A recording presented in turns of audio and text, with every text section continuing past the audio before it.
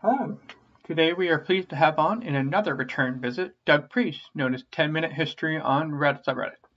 Doug has his PhD in Soviet history from Michigan State University, and he is currently the digital managing editor at Townsquare Media and the incoming president of HNet, which is the other largest academic history and social science forum online. You can follow him at 10-Minute History on Twitter. That's 10 as in the numbers 1 and 0. And I am your host this week, Brian Watson. I am Brimwatts on Twitter, BRIMWATS. The conversation today is another engaging discussion about what it is exactly that historians do, what historical evidence is, and more. I hope you enjoy.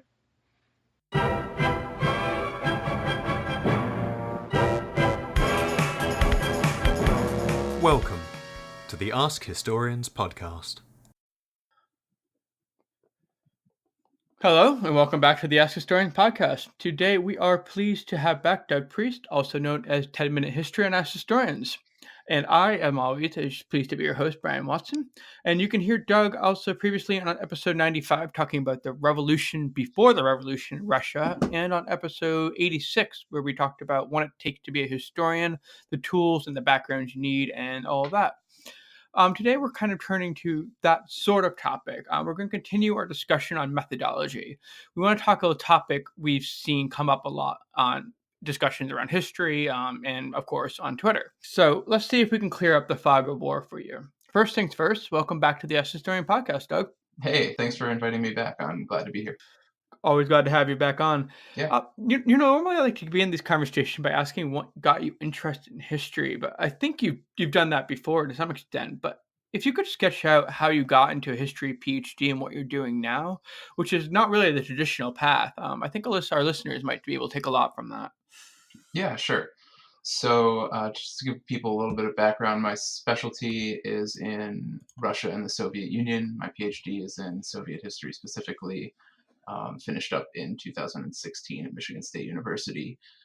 But I got into history as an undergraduate. I just had a general education course that was my very first semester. It was a history course, like literally History 101. It was literally numbered 101. And I entered that year as a computer science major and had done well enough on my AP exam that I didn't actually have to take any computer science classes that first semester. So I had like all these gen ed classes. And one of those was History 101. And I was just like totally enthralled with this class and had resolved pretty much by the end of that first semester and definitely by the end of that first year that I was going to just do a history major. It was just so fascinating to me. So I added it as a double major first, and then eventually decided that it was going to be my only major, and met the professor, Dr. Meredith Roman, that's the University of New York at Brockport, where I was, who was my advisor as an undergraduate, then went on to do my master's there, where she was my advisor as well. And then I went out to Michigan State, where I got to do the full PhD, which was in 2010. So that's sort of my academic background, and I guess a little bit well suited for this topic. We're talking a little bit about the importance of engaging with history and the humanities, and I literally got involved because of an awesome History 101 class. It's funny you say that because I also went to undergrad being like, oh, I'm going to be an education major. I'll teach English because that's really interesting and fun. Mm-hmm. I think the school classified as History 102, so I'm sorry, it was one tiny step above me. But it was on history of the world. I don't know, 1500 BC to present, something like that. One of those general ed classes. And I was like, I'll just take this, get out of the way early. And the Professor Susan Wade at Keene State at the time, we were talking about not Muslim women. We were talking about Byzantine women and like how they kind of approach representing and like being women in a very different context than men. And this was so early on in the class, and I was just like completely mind blown by the fact that wait, you're telling me we can interpret history?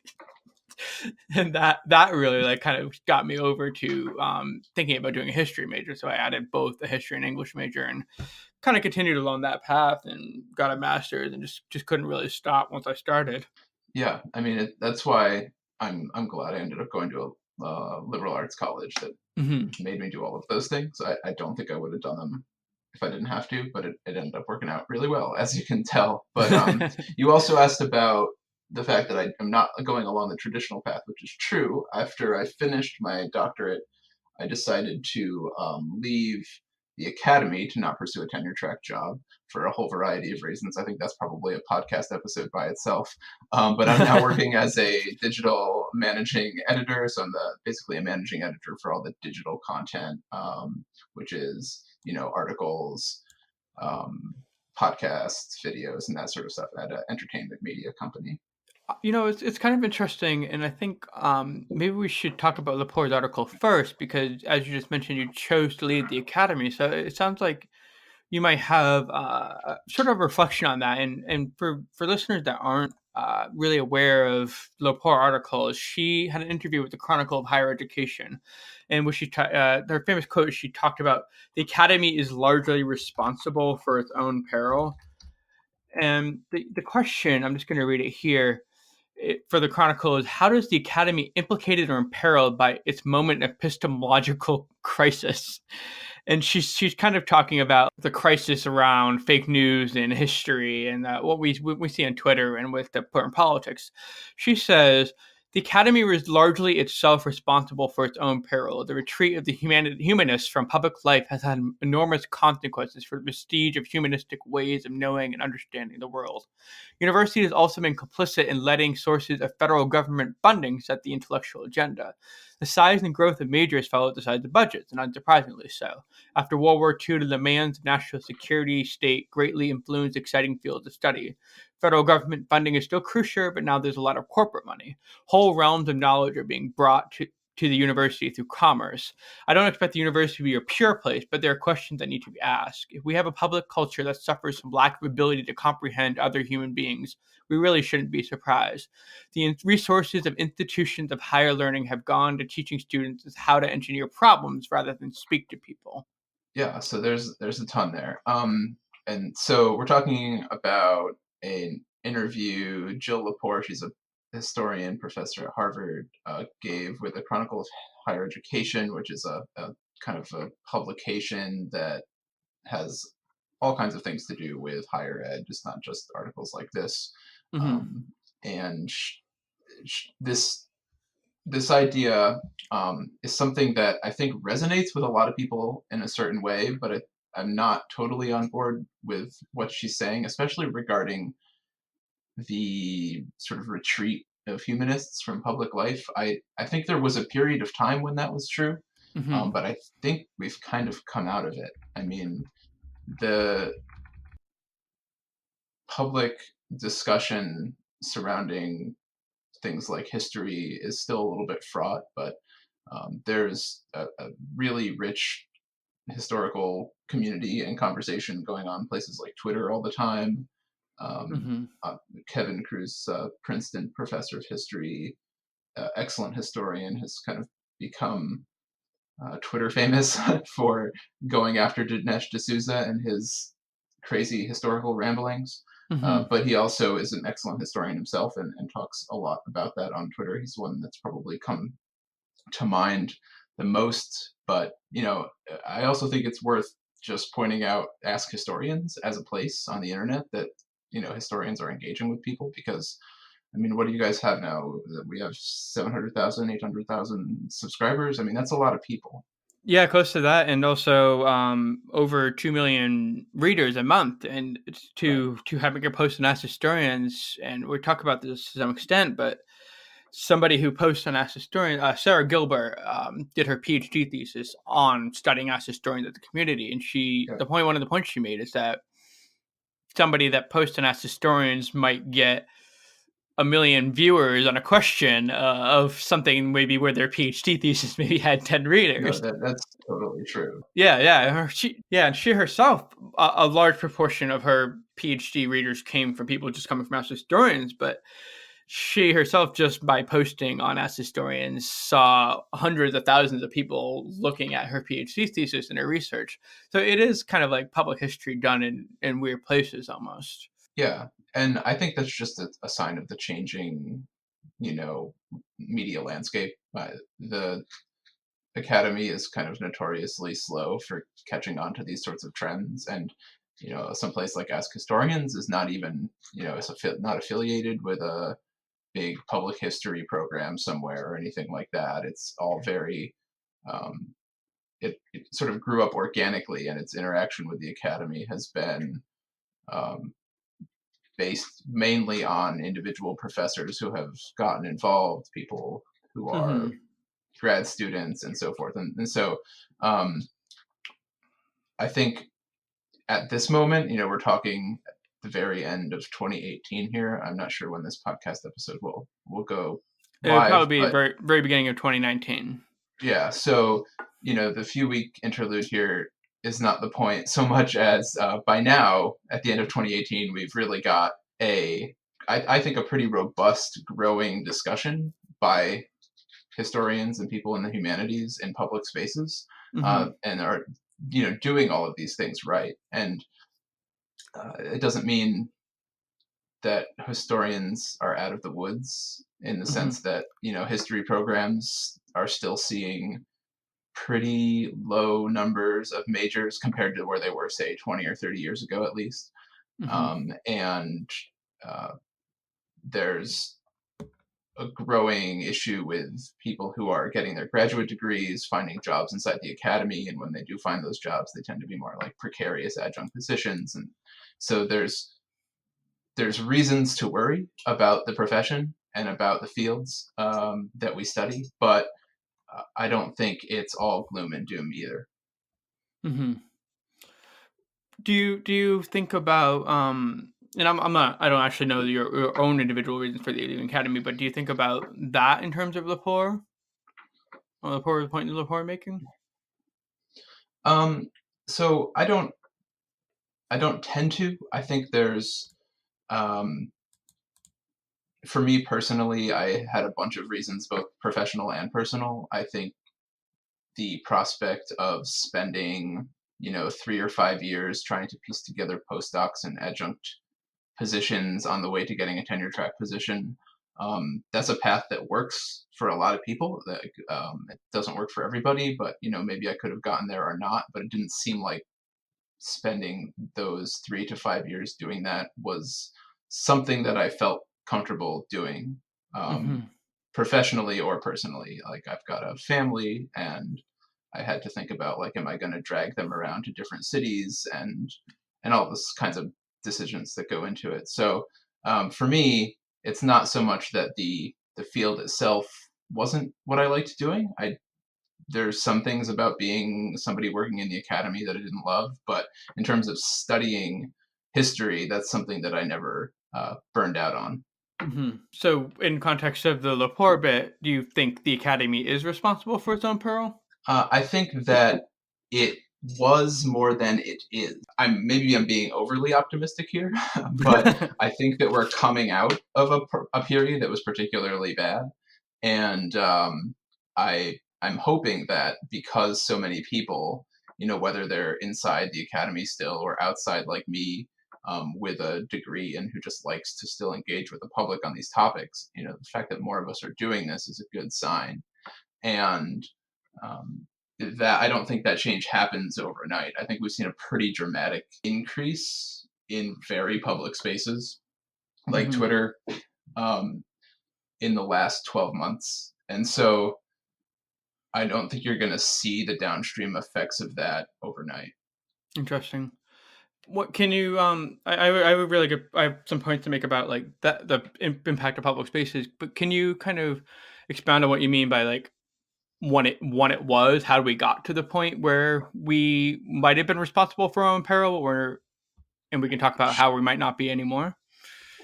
Yeah. So, and I think this will lead into the rest of the discussion I pretty think so, well. yeah. I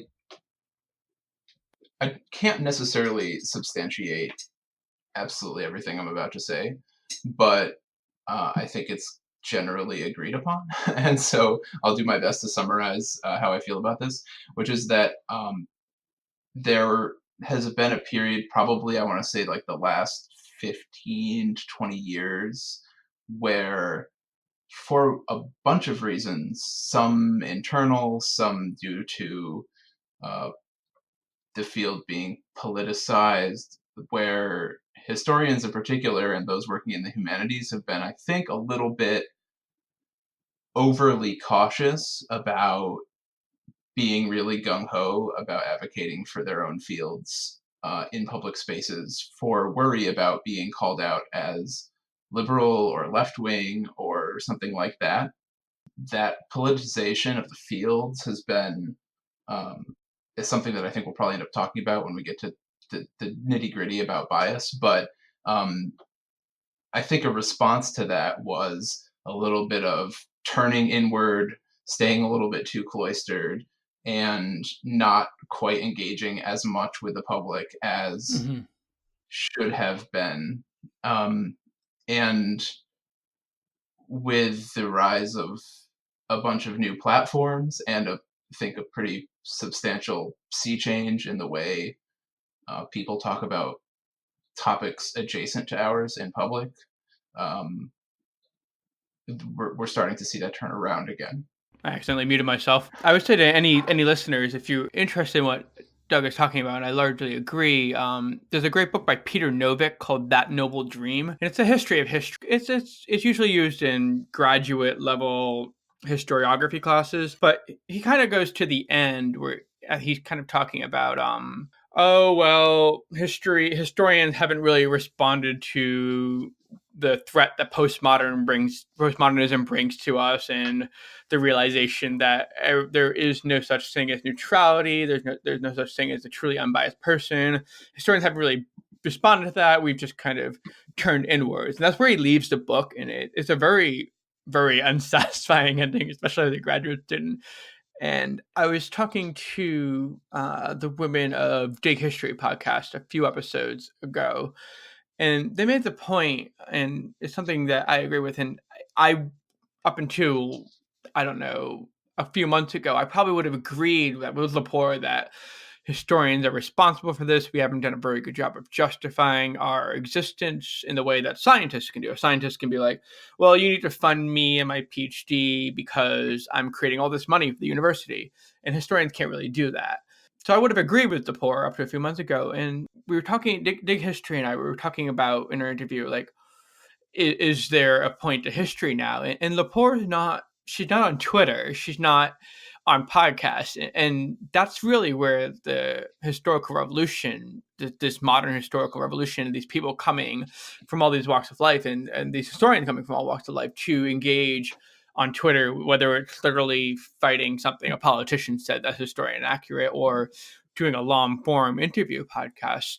You start to, I agree with you that you're starting to see this explosion of public spaces and new media that haven't really been looked at by people like Lepore. And I think that's a real shame, because that is a place where history is really alive and well. And the women of Dig History, there, a few of them are making the point that even though they do this podcast and they have more listeners on their podcast than any of their advisors ever had readers of their PhD, that's not really taken into consideration for hiring and tenure track position. So I kind of hope that the tenure levels or the hiring considerations will really start to catch up to where history is right now. It will be interesting to see how this happens over the next few years. But for somebody like AskHistorians, one of our flared users is Ivikrat Israel, and I like to turn to him as a good example, because he is a historian. He worked at a university. He published a work on Greek tactics and warfare. It's like kind of an obscure topic, but in his AskHistorians answers, he'd had millions of readers, and that led to him doing YouTube interviews that had millions of viewers that his PhD thesis never would have had, or his obscure book published by Brill, which had maybe, I don't know, 50 buyers in the world. never would have done. And single-handedly, he's managed to turn around and change how people look at Greek tactics and how people look at the hoplites and Greek warfare. And that's a really exciting thing about how public history is being done now.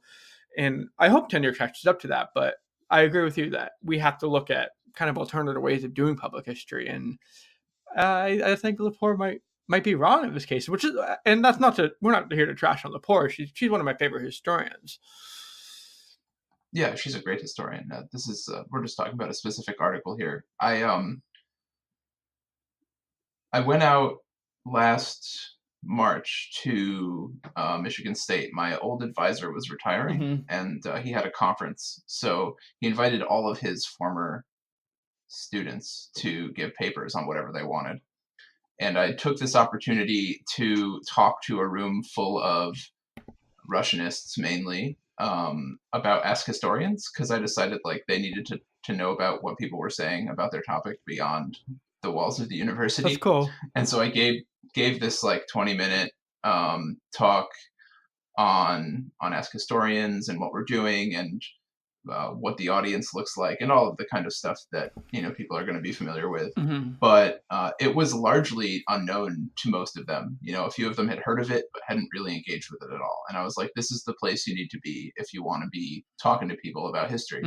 And so it actually got a lot of good response from that little talk. It was probably about like 40 or 50 people there, but it's something that people are starting to pay attention to. So let's hope it keeps the momentum going. Yeah, I mean, I agree, and I hope it kind of catches up, but it's going to take a while to turn It will. the very big, what do you call it, aircraft carrier of the institution. Yes. We're literally trying to build off of, I mean, the university is this concept is founded in medieval Paris in the 1200s, so we're trying to turn these concepts of tenure and that around to deal with the 21st century.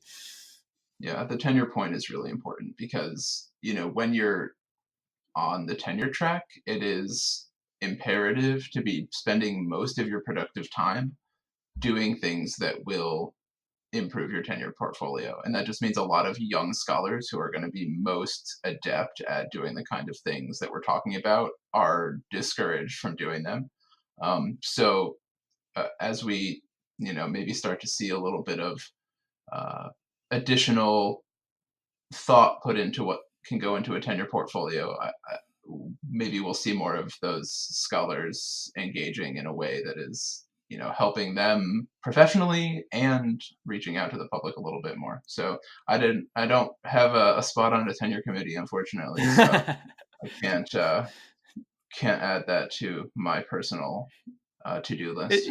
We were talking about this interesting earlier today. One of my jobs, I'm currently getting at Indiana University Bloomington, going after a library science degree. Another person that moved from the academy due to the fear of getting a job, and I'm hoping to twist to a PhD. One of my side jobs is in scholarly communications, which is like, how do we get all these professors' work published and how do we make it accessible to anybody to listen to it and read it? And what that entails is like, we were talking about like, oh, well, a lot of professors don't want to publish in an open access journal because it's not counted towards tenure. And universities are increasingly being run like businesses, where universities can be like, no, we're not going to consider this open access thing you did or this public history thing you did because it's not profitable to us. So we can't really turn it around and make it into like actionable, profitable gain. So it makes no sense for us to invest in this. And alongside that, you're seeing the adjunctification of, especially the humanities, where people with masters or PhDs are stringing together a bunch of adjunct jobs, hoping to get a tenure track job down the road, but increasingly you can't, and tenure track jobs are disappearing. So one of the things I said was like, well, if everybody's going to become an adjunct, then maybe the result is to unionize and enable adjuncts to have some sort of tenure or political protection, institutional protection as a way forward. But I do think that kind of leads us into the topic in which we're talking about how do historians determine what is good evidence, and how do tenure track, I guess, either councils determine what is good evidence and what is good history. Yeah, I mean, so we we kind of agreed, I think, that part of this problem that historians had over the last 15 or 20 years in their failure to agree or their failure to engage with the public has something to do with the politics of it and being a little bit, scared off of actually going out there and putting themselves out there. Absolutely. And so uh, in our discussion of what is objectivity and bias and like how can you actually engage with those things, I think it's important to start with just at a base level, like what we're talking about when we talk about historical evidence, because at the end of the day, if you're making a historical argument, Mm-hmm. it's pointing back to some kind of evidence, whether it is archival, whether it is based on cultural objects Mm-hmm. that could include like films. It could be like it's trying to say that that's as big a body as you can imagine it Mm-hmm. of evidence, whether it's based in other documents, whether it's based in interviews. All of those things are the evidence that historians use to build a story. And when I think about stories that historians are telling, narratives that they're piecing together, because we don't go and find the stories, we don't find stories. We find pieces of information and we write the stories. Mm-hmm. And so every story that we put together is an argument that at some level this story is true. That argument is based on this historical evidence. So to me, that's the basic process here that I think historians need to really illuminate publicly in order to engage with people, to say like, here's what we're looking at, here's what we're doing. Mm-hmm. And historians are in that sense both detectives and lawyers. They're the people that have to go find the evidence, and then they're the people that have to take that evidence and make an argument on it. And I think we need to not be afraid to do that and to say that we're doing that.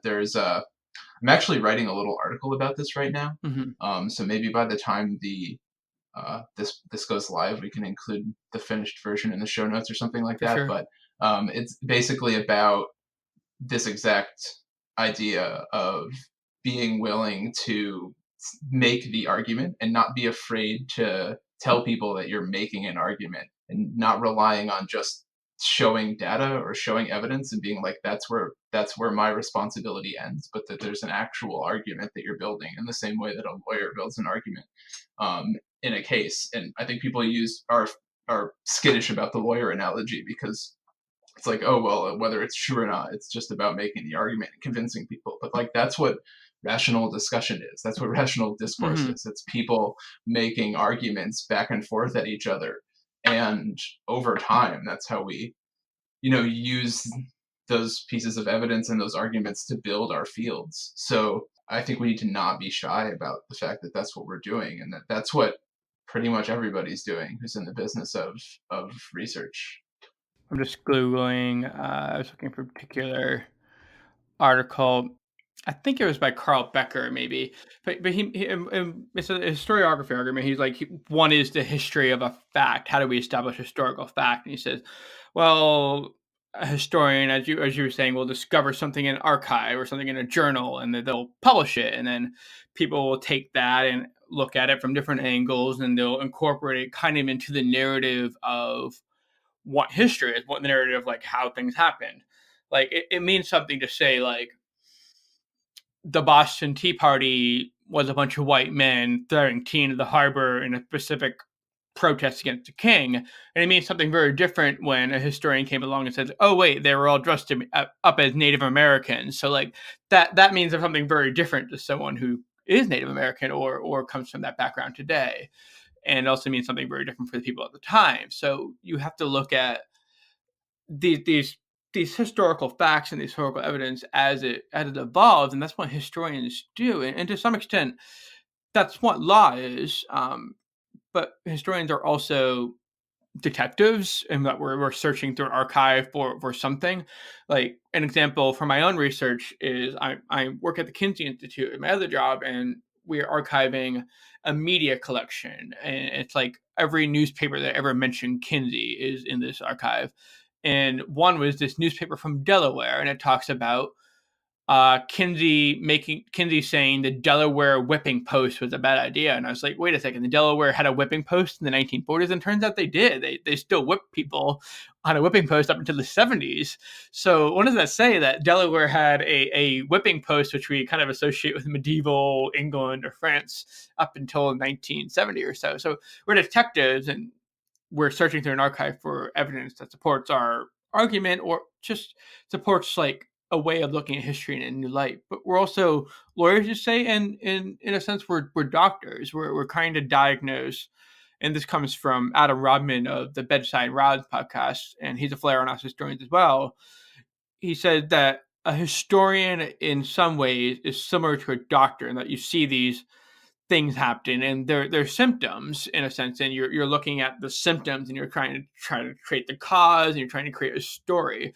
When a doctor takes your story at a physical, he asks you about your family history and things that happened to you and your surgeries, because he's building a history of you. And in the same similar sense, we're trying to build a history of society. And I think in the politics of the 1990s and early aughts and maybe the 1980s, that kind of got lost to me, kind of got lost in this struggle of like, everything is kind of generalized fact, nothing is real opinion, but these are real people, these are real people's lives, and that matters. And so that does bring us to what we're talking about, is how do we present evidence? And I think you had some thoughts on this. There's quantitative ways of presenting evidence, like saying like, oh well, this number of slaves died, or this many people worked in a factory, or this is how much they were paid and how much they could afford. Then there's like the qualitative evidence of like, what was it like to be a woman in a time when women weren't allowed to publish books or be politicians? Did you want to talk a little bit more about that? Yeah, I think this is a really key point. And I want to say right at the beginning that even though we're dividing sort of between quantitative and qualitative forms of evidence, and um, distinguishing between those two in something roughly like you just described, both of these are still empirical ways of understanding Yeah. history. It's empiricism, I think, has a reputation right now of being quantitative, or being associated with quantitative data specifically, but qualitative research is just as evidence based and within that realm of empiricism. So I just want to make that clear at the onset here, because I think that's a pretty big misunderstanding that a lot of people have, and it is a problem for people understanding how we're building our arguments. Mm-hmm. So whether it's a number about, you said slaves being killed, I think, as like a number, but you can do a quantitative analysis of all of that data. So let's say you had like a really robust data set that you had collected from archives, from books that had been kept, and you were able to put together a pretty reasonable data set that you were going to use as the basis of your research. Mm-hmm. uh, that would be a completely reasonable thing to do as a historian. But you can actually take that in a couple of different directions based on the argument you're making on it. So you might say, these are two arguments one could make. You could say X amount of people died, and so maybe you are thinking about what's the percentage of the total people, or something like that, as a way to get a sense of what was the average person, the likelihood of dying and part of the slave trade or something like that. Mm-hmm. You could also take that same data set and start thinking about, okay, and this is more towards the second example that you gave earlier, but I'll use the same data here, the same hypothetical data, that what this really tells us is about the conditions surrounding all of these people. So you aren't just thinking about, okay, X percent of the people died, but almost 100% of the people saw someone around them dying. And what does that mean historically when that's the case? Mm-hmm. And so that's based on a quantitative data set that is robust and built from a whole bunch of different sources, but is talking about a sort of a qualitative analysis of what the experience is like beyond those numbers. And there is a little bit of interpretation there. You would obviously want to bring in other sources, testimonials, any kind of family stories that you might be able to dig up, anything that happened to have been printed. Of course, most slaves were illiterate, so this is an issue. But the few that did leave written records could be used. Those kinds of things are all building together into something that looks like a historical argument. So the idea there being that you can take a lot of different sources, you can take a lot of different forms of evidence, and you can build a pretty sophisticated historical account and argument based on a variety of sources. And you can do it quantitatively and you can do it qualitatively, but you're ultimately building an empirical uh, argument about the past, what happened in the past, Hmm. and what it means. So to me, that distinction is often finer than we give it credit for. There's not like a huge wall necessarily. Hmm. And I think the most egregious example of, for example, taking the qualitative argument too far is to say, there's a famous book called Time on the Cross, and it used one called Clerometrics, which is like this attempt in the 1960s, 70s, 80s to scientize history and be like, well, if we have enough math, we can just crunch the numbers and determine what suffering was like in the past. And Time of the Cross took uh, basically math around slavery and slaves' lives and so on and so forth, and made the argument that, like, well, it turns out slaves were better under slavery because X, Y, and Z. And it's just like so poorly misinformed and poorly argued from the beginning. And that's kind of maybe one of the ways people got lost in trying to like bring science to history, which was a very ongoing, like you say, like a very ongoing empirical movement. A way that I do this is to be like, well, let's look at this particular book. And in book history, there's one way of doing it. Like, this book was popular, a lot of people were buying it, a lot of people were reading it. So, one is that say about what people thought and knew and how they processed their world and how they understood the world around them. So that's one way of looking at kind of like empirical evidence and quantitative evidence. But you got to kind of like take those numbers and be like, okay, so the most popular book in pre-Civil War America was Uncle Tom's Cabin, and look at the sales number, and then this is evidence that people were buying it and reading it and talking about it. Look at how it's presented in the newspapers, and then you talk about the qualitative evidence of what that meant for volunteers signing up in Massachusetts to go fight in the Civil War because they read this book. Right.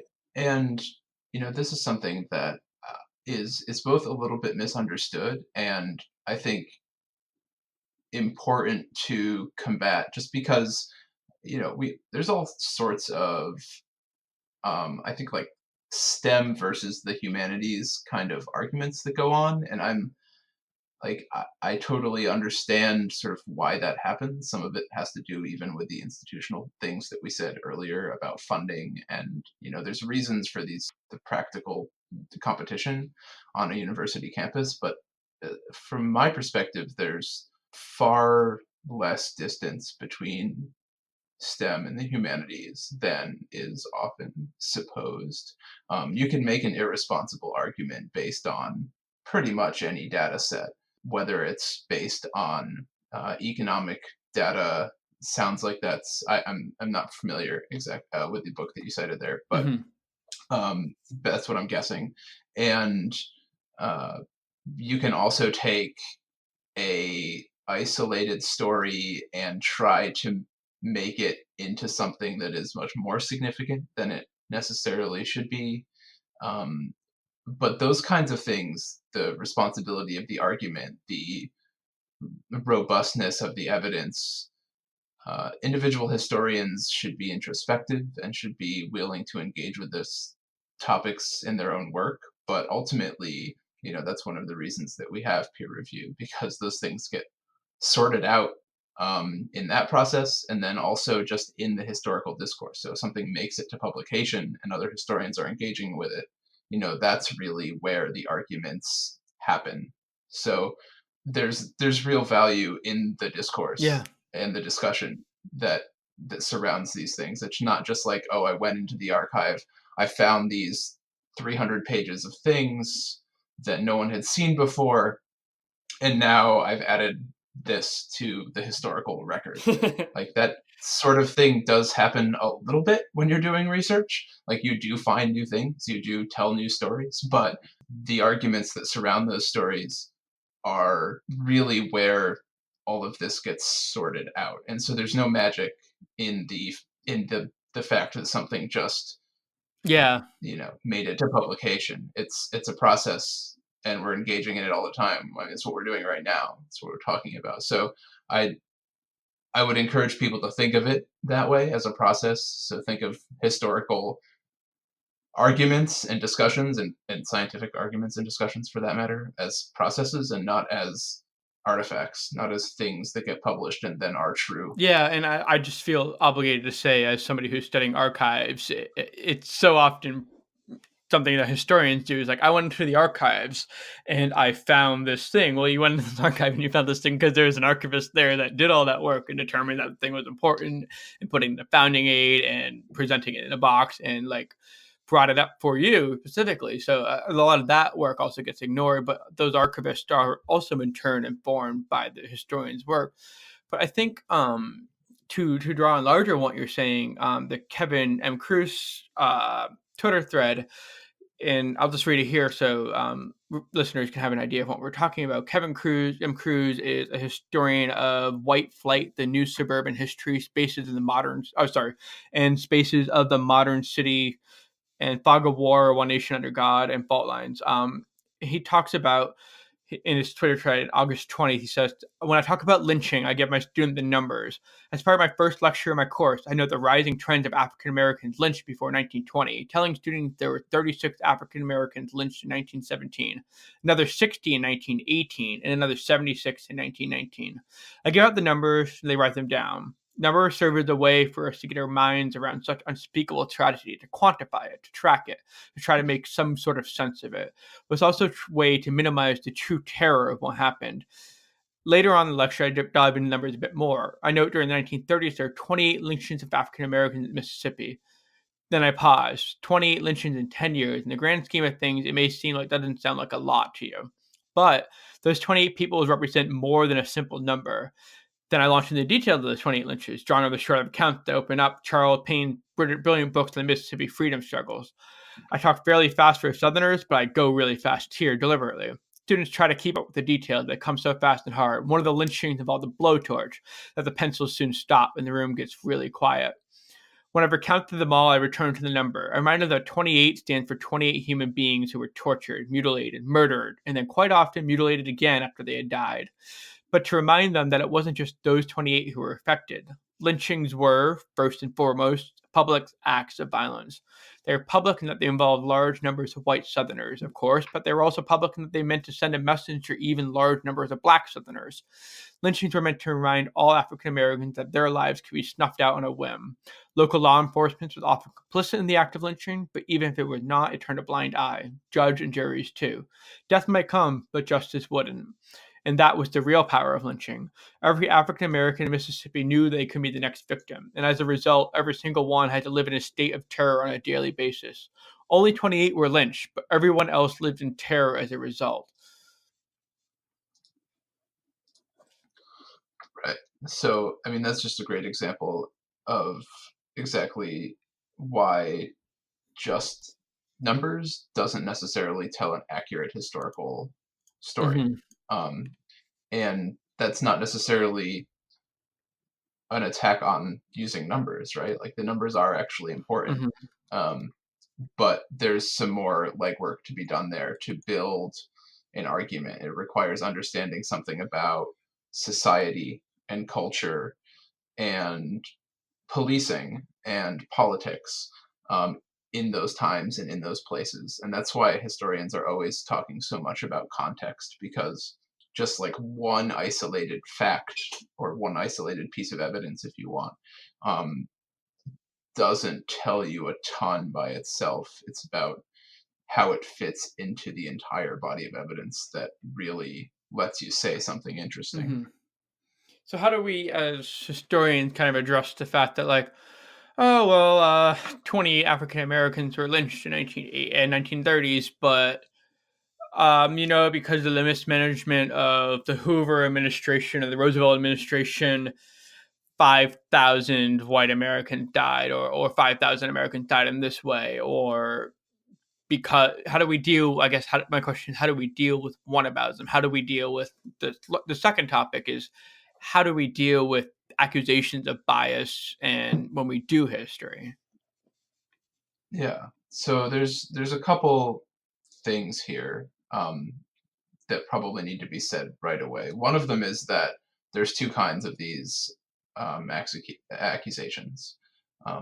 I Hmm. would put them just broadly into these two camps. One of them is people doing it for cynical political reasons in bad faith, who aren't really interested in if you're making a good argument or not.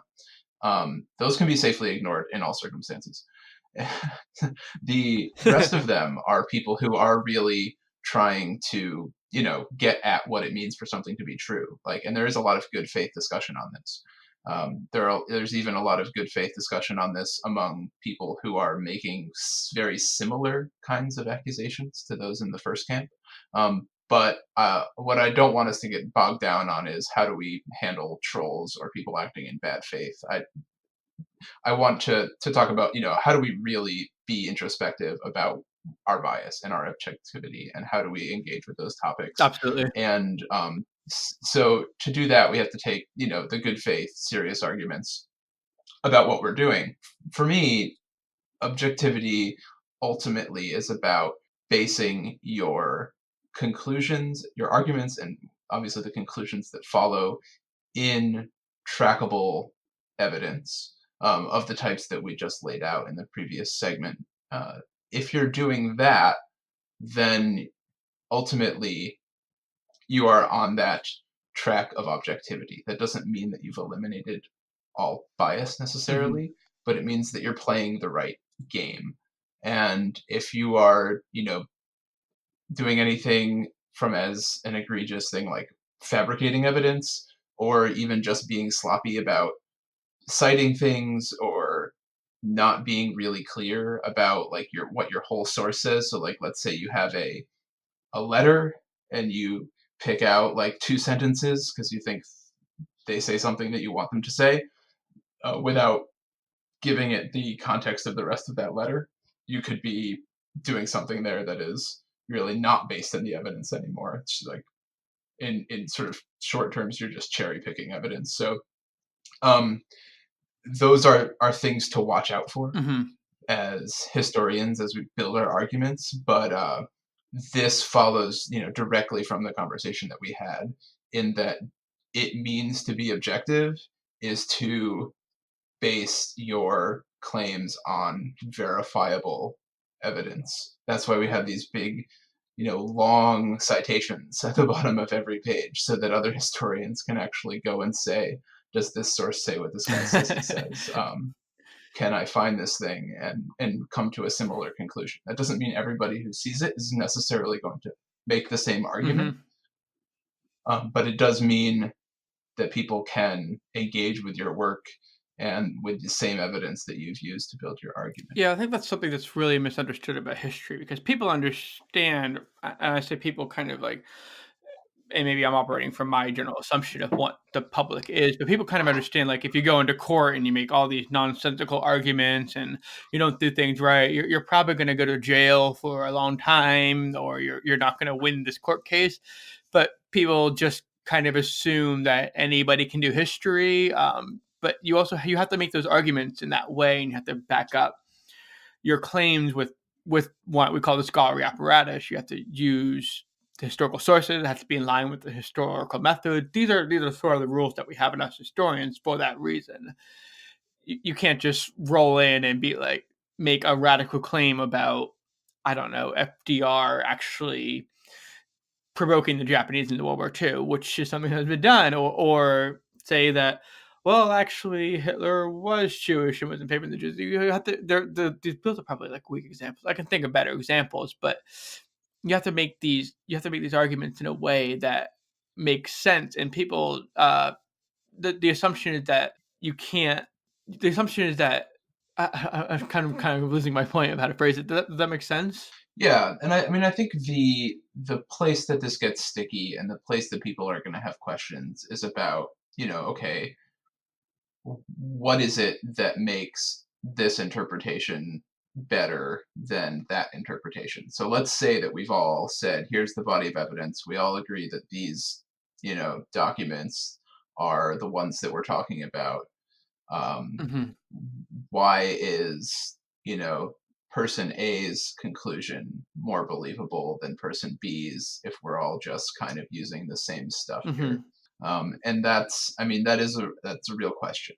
And it depends on a whole lot of things. Probably getting into all of them is beyond what we're talking about. Refer to here. episode 86. But, yes. Episode 86 in which we Exactly. talk about the use of going through footnotes and how to evaluate footnotes. Yeah, the uses of various academic theories for framing historical questions and research. We talked about a lot of that in that episode. Mm-hmm.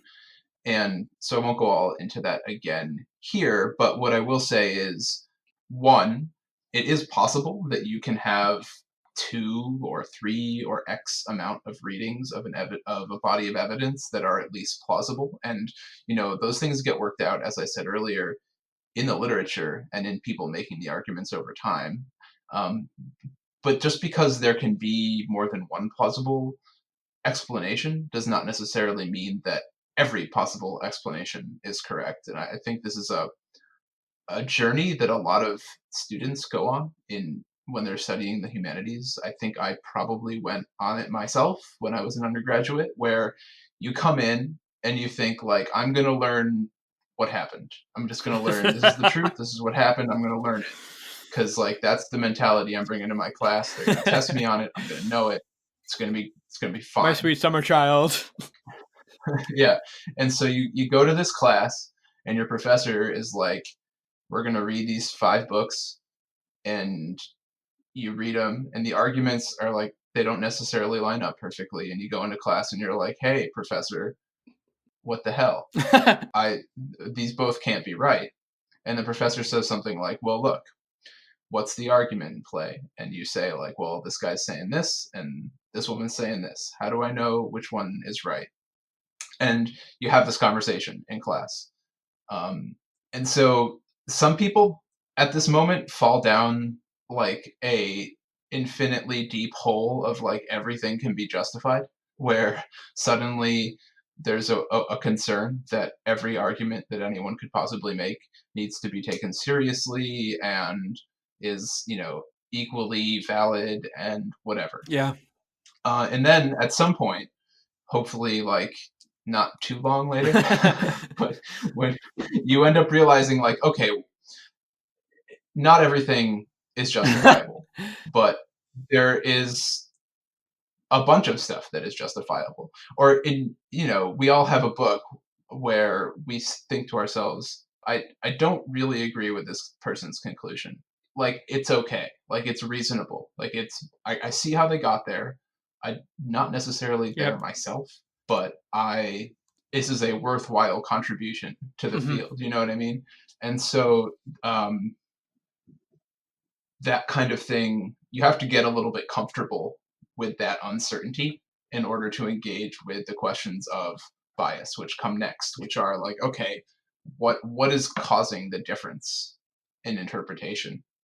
Now, when I'm talking about bias here, it could be different perspectives, it could be different theoretical perspectives, it could be different personal perspectives. Like, those things just matter. They matter when we analyze scientific data too.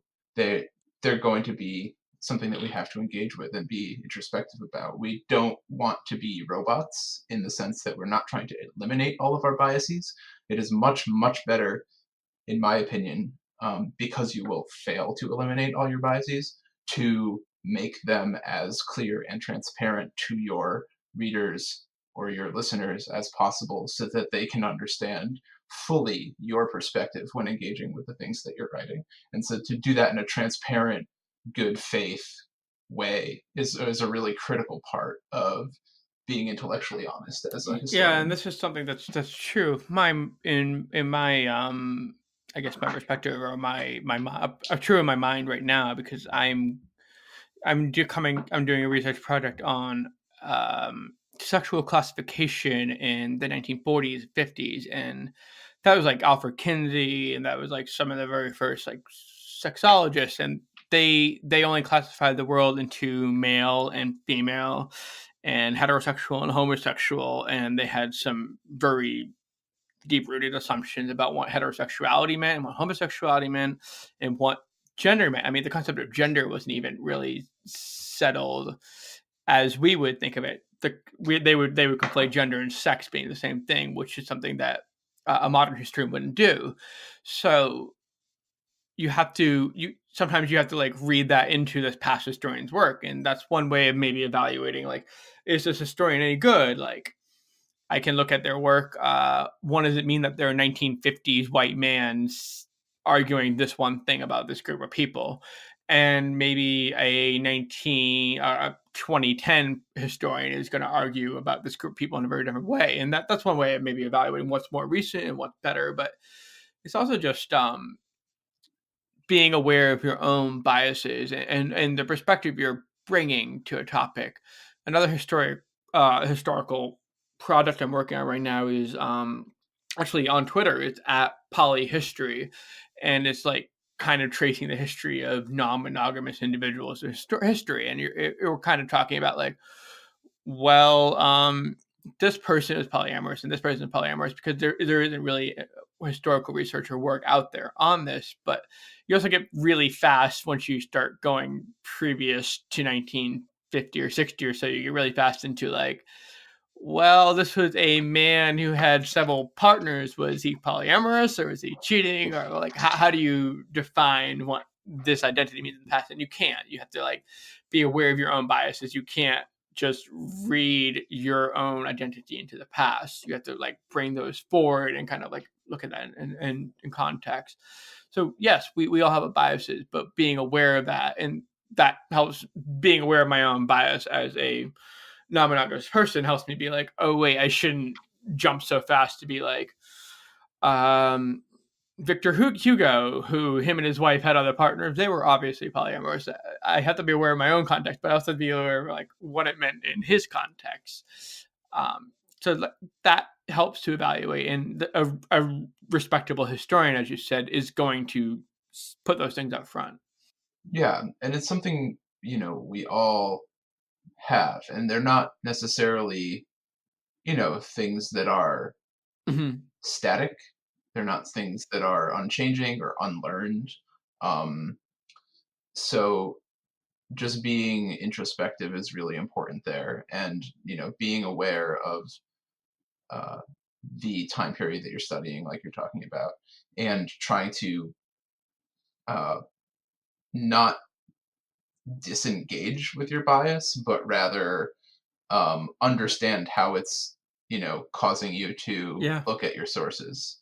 And it's hard to do. Like, it's just legitimately kind of hard to do, and you have to be diligent about it. You And in can't some let your guard cases, like down. it can And be good. Like you as a or me as a right. queer historian, I can look at something at a piece of evidence that a straight person or a person that's not aware of gender or sexuality would have seen, and look at this with a different light, and that brings a new context to what the material is. Right. And history ultimately is written in a time and a place too. So yeah, I've often had this thought experiment, presented it to people. Um, if you can imagine a a virtual reality, like a perfect virtual reality uh, experience of just like the entire history of humans. It was just like, for some reason we knew that this was pretty accurate, and it just had you can just walk in there and basically watch like a movie all around you, name your time and place. Like, imagine we had that as technology. Like, would the field of history be obsolete? I don't think so. It would be a crazy source to use. And we would all be spending like 20 hours a day in this crazy VR world. But if you can understand why I'm saying that could exist and history would still be a valid field, then I think that's at the core of what we're talking about here when it comes to evidence and argument and objectivity and bias, and why those things are all important parts of the field. Yeah. To take your VR metaphor a bit further, maybe instead of VR, we could say a video game, and maybe instead of a generalized video game, we could say I don't know, Call of Duty, and we could maybe be like, oh, or another maybe TV show, and be like, oh, wait, hold on, there were Black people and women in history, and that really is like one of the things we see on Ask Historians, if people getting upset about the concept of Black people in ancient Rome, or women in Call of Duty, and that concept and how we deal with something is something so classically Ask Historians, but also just something called classically internet. And what you're saying is absolutely true, in that virtual reality platform isn't necessarily going to tell you the full reality of the situation. And so, in that sense, when we do our work, when we're being objective, we're basing it on just like a huge pile of evidence. Mm-hmm. And it's not just in service of creating as close a narrative to like what we would see in that hypothetical VR world if we could, sort of put it together. That's where we are creating narratives that are based on our sources and that we hope are accurate. Absolutely. And that we, go through pains to make sure are as accurate as possible. But, that's not just the only thing that the field is doing. So that's a sort of a relevant point. And the other thing is that, when we're doing this, when we're taking our historical evidence, when we're building an argument, when we're doing all of these things, you can't help but have that influence the way you think about the topics after the fact, So if I am me and I'm studying the history of the Soviet Union, so my specific research was on the Bolshoi theater, the ballet right after the revolution, so collision of imperialist art and revolutionary politics.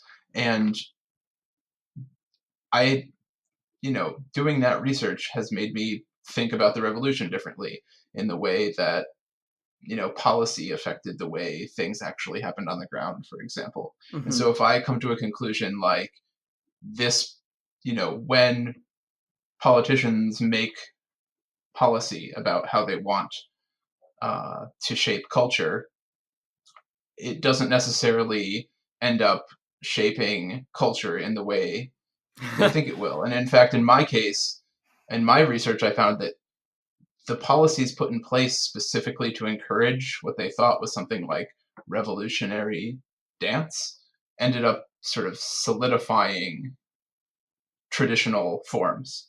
So it almost happened exactly the opposite of what they wanted. And so that's a thing that informs the way I think about policy now. Like, in the real world, like, is this policy going to backfire, or like, is it going to have the effects I think it will? And what kind of evidence can I use beforehand to see if it will? And so like that actually changes, in some sense, the biases that I'm bringing to thinking about policy because of the research I did. And that's a conclusion based on my evidence, right? That's not just a bias that I have about the way political policy works. That's actually a conclusion I've drawn from my research about the way political policy works. And, sure, it also blends back into my politics and becomes part of how I view the world. So it's like I have to still be introspective about it. But there's a difference there between just being like, I'm going in thinking that no matter what socialists do, it's going to be great, and being like political policy works in this kind of like weird counterintuitive way sometimes. Yeah, and I guess to kind of draw us to a conclusion, I'll provide an example from my own research. I just know the last name of the person. Anyways, there's a historian that kind of looks at like how do we guarantee protections for non-monogamous and polyamorous people under the law, and like let's look at the closest thing we have, for example, is how homosexuals advocated or how the LGBTQ movement advocated for marriage protections. And we can be like, well, we should follow the same strategy because obviously it worked, but it's different when you're talking about a different group of people. And when I'm approaching something like that, I will look at it from my own perspective and I will see like, oh, well, she's tracing this history of the law, and maybe this is a really valid way of looking at it, maybe it's not, and it's going to inform how I approach doing the history of the topic. And one is my political motive, or one is my own motive in advocating for one politics, or one policy over another. And that's not to say like that's just something that I do on my personal level, but like it's something we all do, and it's something history informs. In a sense, history is the master narrative. It's just like the story that a culture, a society, a group tells about itself. And we need to constantly come back to that story and look at it in new light, because if we don't, then we're kind of going on old assumptions, and it kind of reduces our ability to navigate and move in new ways and look at things in new situations. Yeah, absolutely. And this brings us a little bit full circle because it's what historians should be doing. Um, and if we are doing it in a way that's intellectually honest and transparent and clear about what we mean and what we're saying is true and why we believe it's true, then we're not just making an argument about the past, but we're also making an argument about how we can understand things. And Mm. that's the piece that, maybe Jill Laporte was saying that we don't do well enough, that, the public has lost a little bit of its um, trust in the way that we're doing things because we don't explain it well enough. Maybe that's true. Maybe it's not fully the reason, uh, but it is something that we need to be doing. I think as we discussed earlier on, I think we're doing it better as a group, as a group of academics and people who study this group of fields. But it's not something that we're just going to be able to do and then check the box off and be like, all right, we did it, guys. Well done. We made the difference. We It's finally something figured that out history. right. You just have to keep doing it, and you have to keep going back, like you said, re-examining things, and telling people, what you're finding and why it matters. And um, that's, that's the thing that I like most about it. The thing that I always like most about being inside the academy when I was teaching, as like for Hmm. this exact reason. So um, to me, that's exciting. That's why I come on this podcast and talk about methods and theory a lot, because to me, that's like really fascinating. Like, how do we know these things? Why do we know them? What do they mean? Why are they important? That's the kind of stuff that gets me excited about history, as much as the nitty gritty details a lot of the time. So Yeah, yeah. hopefully, I can bring some of that enthusiasm to people who maybe don't understand what the field is really And doing. I think that you've done a really good job of pulling us towards that conclusion of, well, historians, we're just out here doing our best out here. But in a greater sense, I would to return the Laporte's work argument, I guess I would say that I don't think she is right. And a few years ago, I would have agreed with that, and that's just kind of me growing as a historian. But it's also me evaluating the evidence versus like what's happening right now. And I don't. I think we are doing a better job of pointing out the strength of history and what the point of history is. But also, as you were saying, we're just moving as a field, hopefully beyond this brief detour. I pray it was a brief detour into the weeds of not doing good history or good analysis. Yeah, well, I think we are getting around to using the tools available. There's so many great podcasts, like you said, available now. There's regular articles based in history in places like the Washington Post now. Mm-hmm. And so there is a sort of a moment that's happening, I think, like in the last year to 2 years that, I don't know exactly where it's going. I think we're in it. And I don't know if we've peaked or if we're still gaining momentum. It's hard to say. Oh God damn it, but Doug! We have not peaked. It was only I hope upward from not. here. I hope so. But the point is, we have to keep doing it. The point is, the process, as I've tried to say, is what matters in the end. And so we've got to keep doing it. And so let's keep doing it. Yes. And if you, dear listener, have any ways or thoughts on how we should keep doing it, I encourage you to come by Ask Historians and join us in the thread, where I hope Doug and I will also be joining us, right? Yeah, absolutely. I like to post a lot about these kinds of questions when they come up in the subreddit. So if you have questions about theory and methods, either post them in the thread about this podcast or just make a new post, and I'll take a stab at it. Absolutely. Well, thank you so much for joining us today, and I appreciate your perspective on history. You've been listening to the Ask Historians podcast. Please support us at patreon.com/askhistorians. Find more history like this by following us on Twitter and Facebook, and by visiting us at askhistorians.reddit.com and ask hundreds of historians and enthusiasts anything you want to know about history.